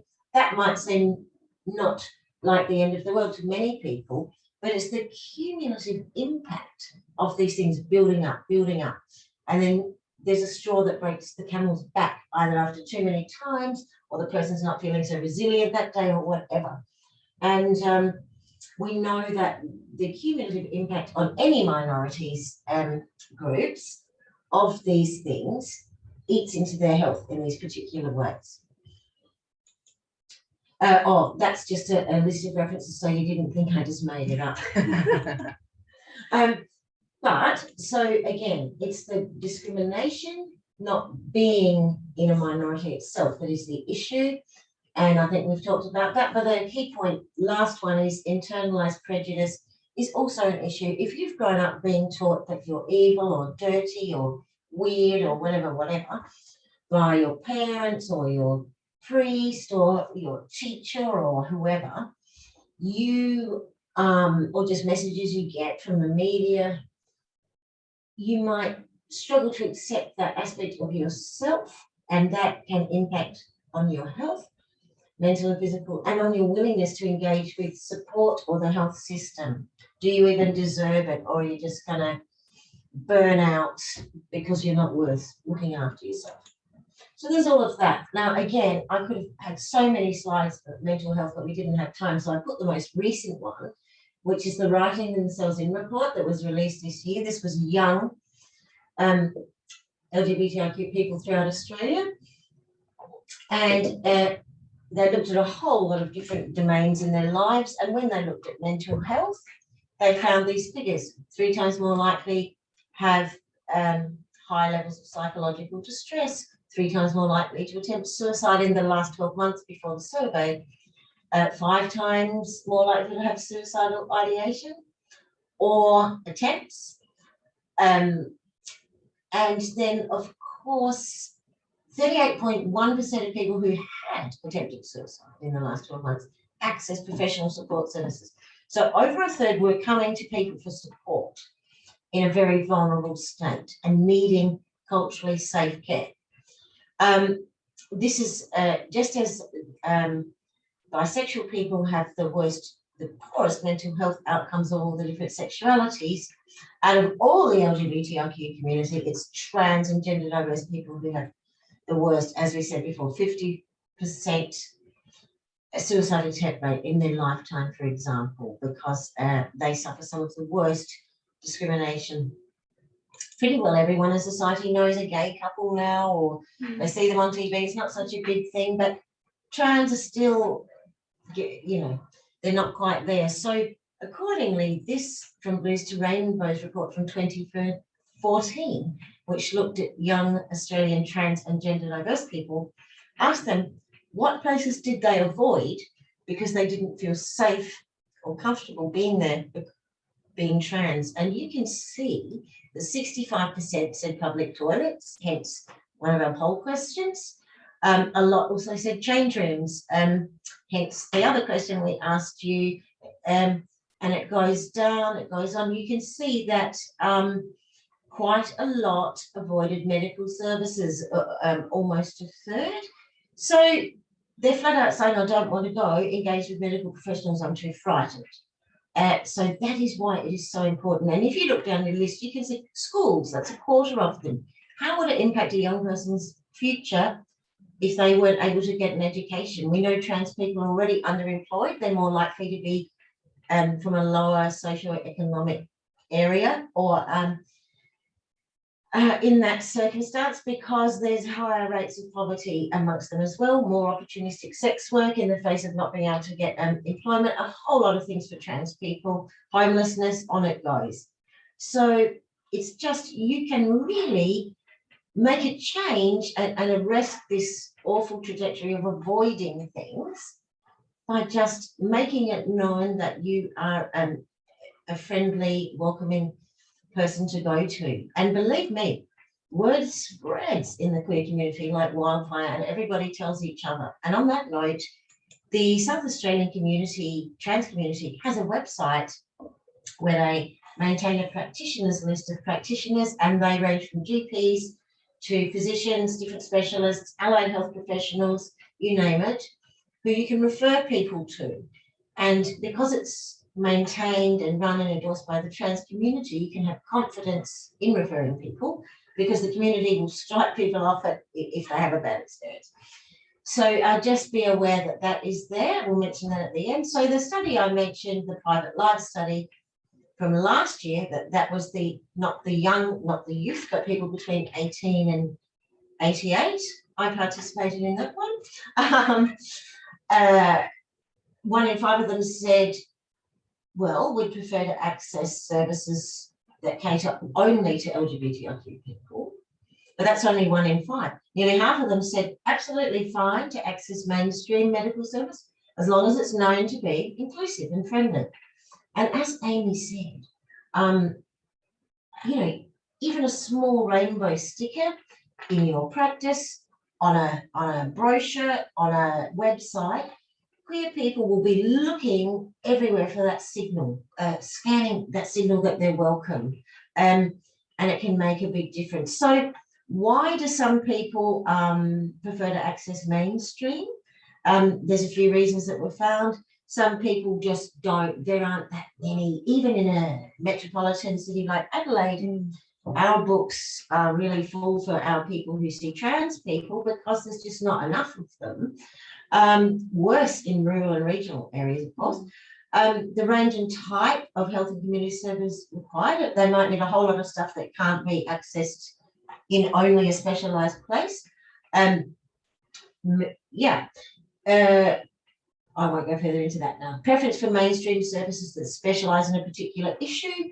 So, it could be an endocrinologist or a whatever, or a practice that specialises in asthma or anything, as, this practice is really good, or with autistic people or whatever, they want to go to that rather than one that specialises in people.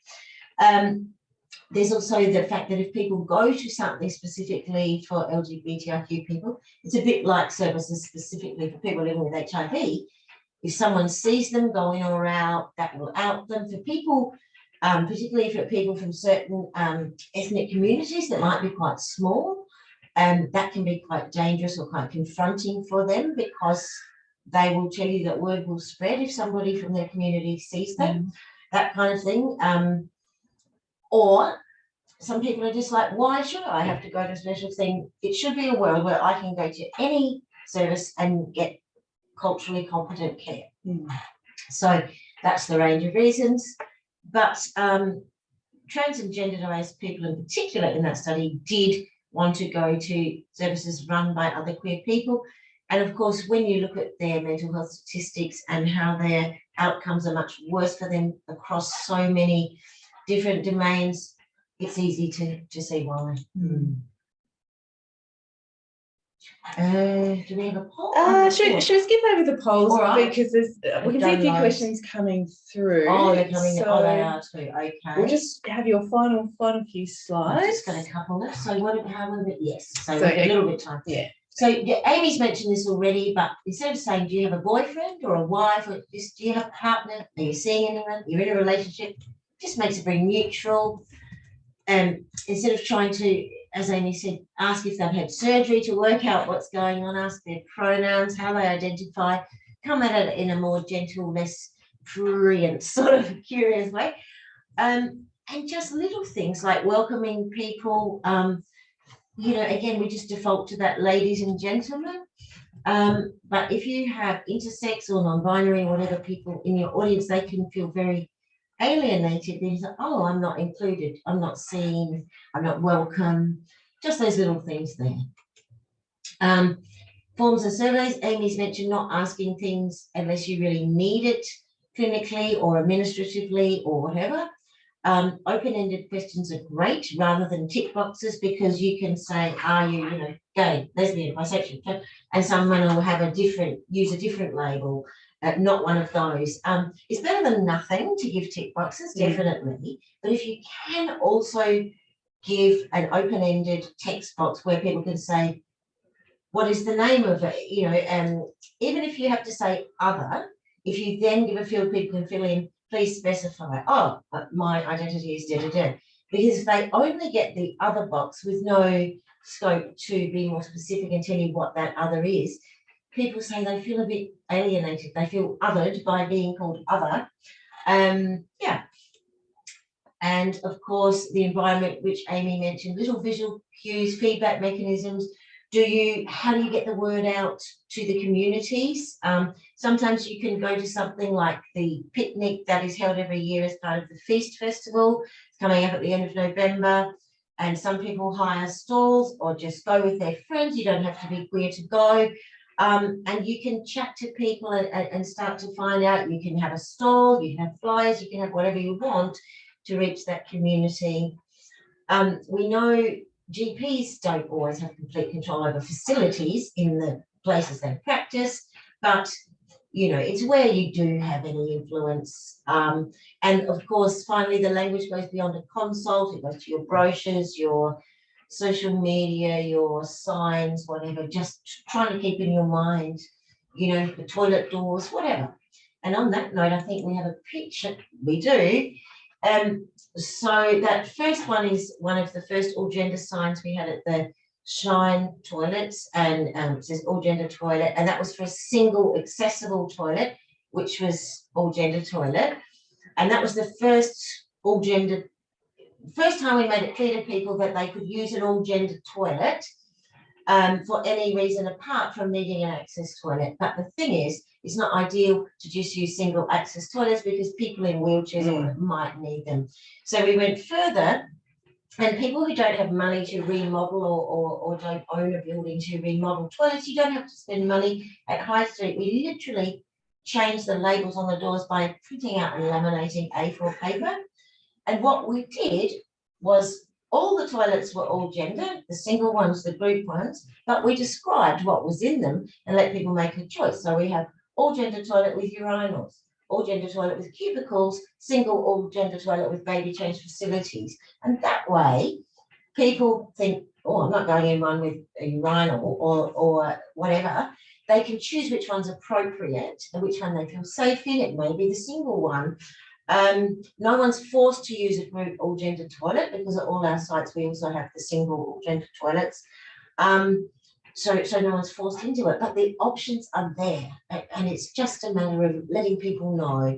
And the second one I wanted to just mention briefly, because that was the first iteration that Shine SA had a poster for public areas like the waiting room.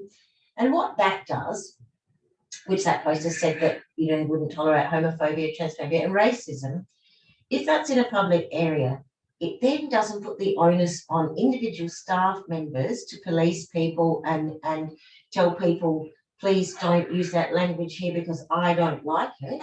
It gives people something to point to. This is our policy here. We don't tolerate this here.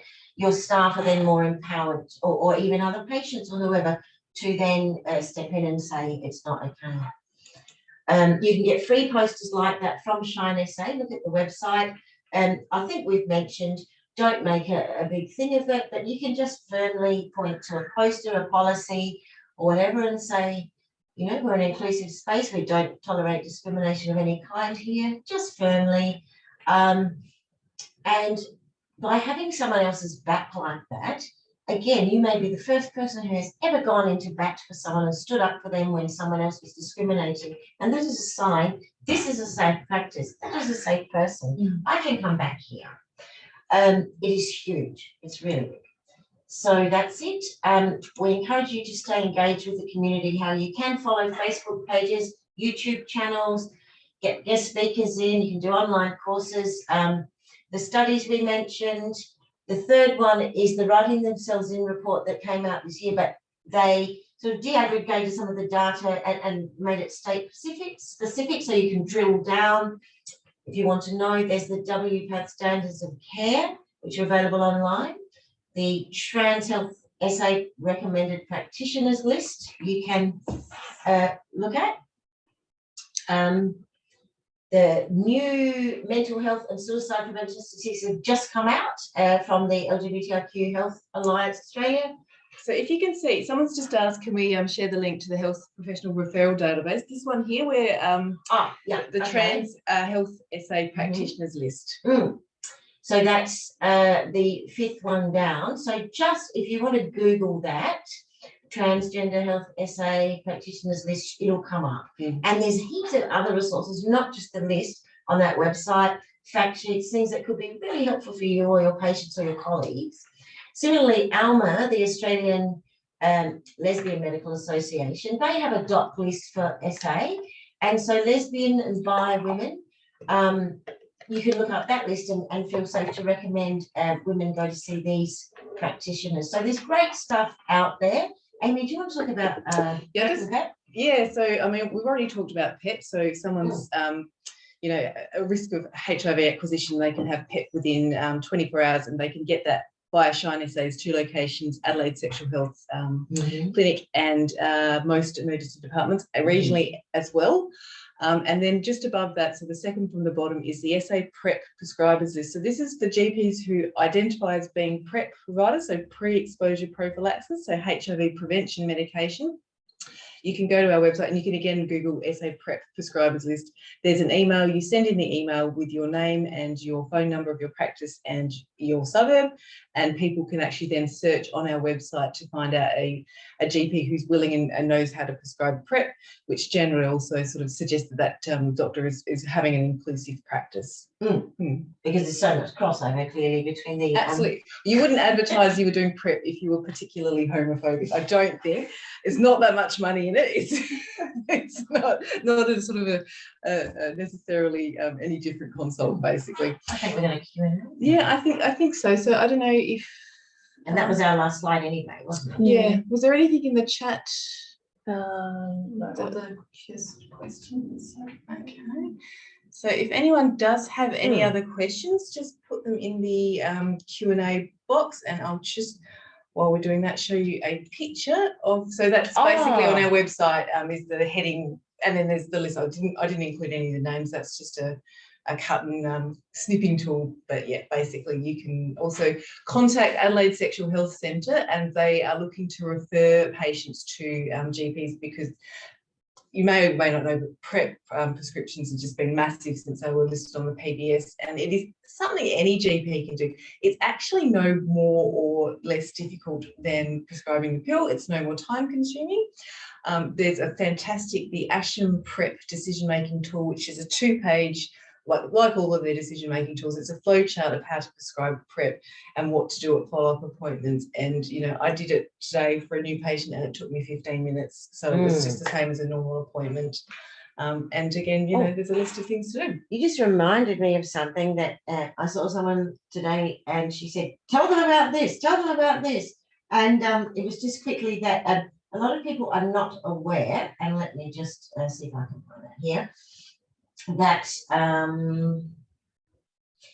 for older LGBTIQ patients, there is a community visitor scheme that you can refer people to, and that's completely free for your patients, but people 60 plus. There are two different, and a GP is a great referral point for people, especially if you've discovered that people are a bit socially isolated. So there are two different sort of entry points to that community visitor scheme for older LGBTIQ people. One is COTA, a council on the aging, I think it is. Yeah. And that's for people who are on a package, like they've had an ACAT assessment or whatever and on a package, or ECH for self-funded retirees or people not on a package. And they can absolutely have access to a free community visitor scheme, which will hopefully reduce their social Wow, isolation. that's fantastic. Did you know that? No, I didn't. Thank you. I've learned something new. Okay. We had someone raise a hand there. I'm not sure. We can only access Q&A via the Q&A box. So if you have a question or a comment, or you might have just been waving hello, in which case, thank you. Again, we've got a few more minutes left. I'll just go back a slide. Oh, that was just the cool. That's I just see if we can actually click on that trans health. Yeah, they are hyperlinks. So you should be able. Oh, excellent. There we go. Excellent. So you can actually see there. So again, this is all the resources and information, but this is the actual SA practitioners list.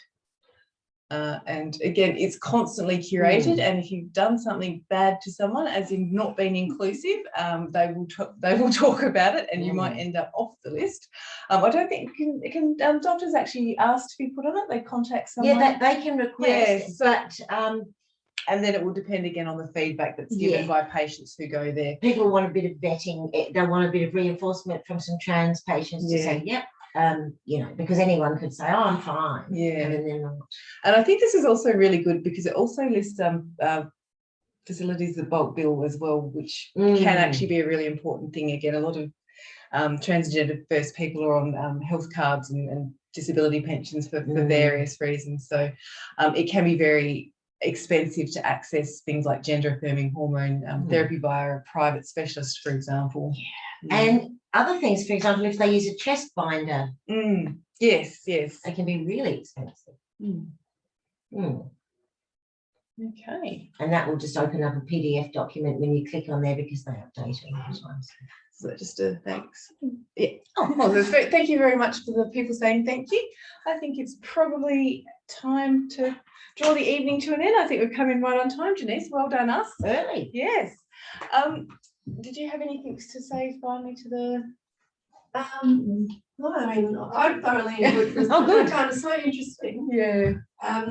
If you have any other questions, I want a couple of minutes. If anyone has questions. Yes, don't be shy. The other thing is, if you think of something later, you can always do you have your email available to people easily that you can email Nan, and then she will forward them on, and we can. We're always happy to respond. And in fact, sometimes it is easier when you go home and think about, oh, I meant to ask that. Or you suddenly see a patient and go, oh, what were they saying in that talk? I've forgotten. Yes. Panic.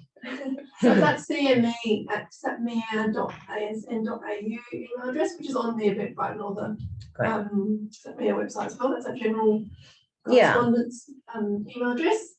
But other than that, evaluation forms at the end of the Survey Monkey should pop up afterwards. But thank you so much for your presentation tonight. Thank you. Thank you for having us. And thank you everyone for attending and being engaged, particularly with our polls. Yeah, that was fun. Right. Have a good night, everyone, and thank you for attending. Have a good night, everyone. Bye. Yeah.